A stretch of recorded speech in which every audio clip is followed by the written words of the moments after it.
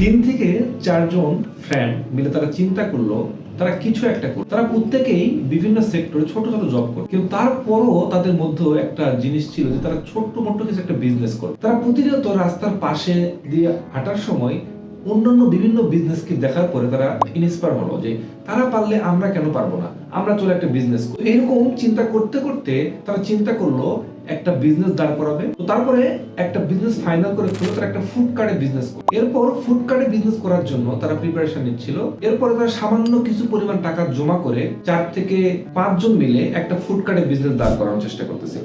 এরপর তারা একটা ফুড কার্ট দোকান দিয়েই ফেলল। এখন এই ফুড কার্ট দোকান দেওয়ার জন্য যেহেতু তারা প্রত্যেকেই জব করে, তারা একটা ছেলেকে হায়ার করলো এলাকা থেকে। যেই ছেলেকে তারা ঢাকায় নিয়ে আসলো এবং তাকে দিয়ে বিজনেসটা রান করার প্ল্যান করলো। ইভেন বিজনেসটা যেহেতু রাস্তার পাশে, সো মোটামুটি প্রথমের দিকে খুব ভালোই চলতেছে। হঠাৎ করে যেহেতু রাস্তার পাশে পুলিশে বা বিভিন্ন চাঁদাবাজির কারণে বিজনেসটা ঠিকঠাক ভাবে করা পসিবল হচ্ছিল না। আবার যেহেতু একজন ছেলেকে নিয়ে এসে কাজ করা, সেই ছেলে যেহেতু এমপ্লয়ি হিসেবে কাজ করতেছিল, সেও তার কাজে তেমন ভাবে মন দিতে পারত। একটা সময় বিজনেসটা ফল ডাউন করে। তারপরে তারা সবাই খুব হতাশ, যেহেতু তারা প্রত্যেকেই খুবই সামান্য স্যালারি জব করতো। তো তাদের জন্য সামান্য অ্যামাউন্টটা হলো এটা একটা বিশাল বড় একটা অ্যামাউন্ট হয়ে দাঁড়ায়। অনেকেই হতাশ।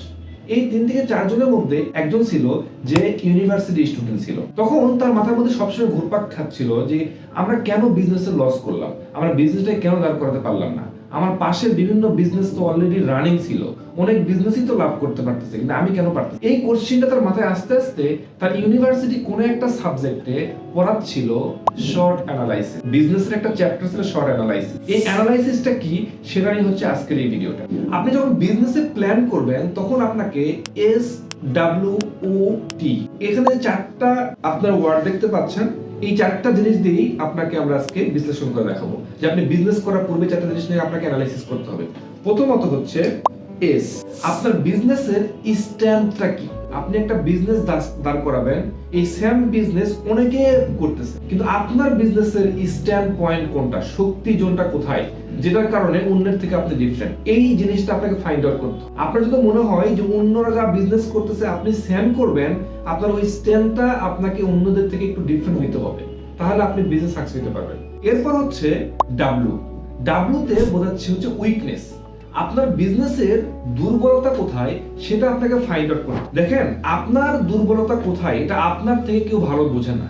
তো আপনার বিজনেসের দুর্বলতা কোথায় সেটা আপনি একমাত্র ভালো জানেন, এবং সেই জিনিসটা আপনাকে অবশ্যই রিয়েলাইজ করতে হবে, অনুধাবন করতে, আদারওয়াইজ আপনি প্রবলেমে পড়বেন। 3 নাম্বার হচ্ছে ও। ওতে হচ্ছে অপরচুনিটি। আপনি যে বিজনেসটা করতেছেন এটা সামনের ভবিষ্যৎ কি, এটা আপনাকে আগে থেকে দেখতে হবে। আপনাকে আগে থেকে চিন্তা করতে হবে আপনি যেভাবে বিজনেসটা রান করতেছেন সেটা যদি এভাবে চলে তাহলে সামনে কি রকম অপরচুনিটি আসতে পারে সেটা আপনাকে আগে থেকে অ্যানালাইসিস করতে হবে। এরপর হচ্ছে তৃতীয় থ্রেট। আপনার এই বিজনেসের থ্রেট কি কি আসতে পারে। আমরা যে বিজনেসের কথা এক্সাম্পল হিসেবে বলছিলাম সেই বিজনেসের থ্রেট অনেকগুলো থ্রেট ছিল। আপনারা কি বলতে পারবেন এই বিজনেস থ্রেট কি কি ছিল?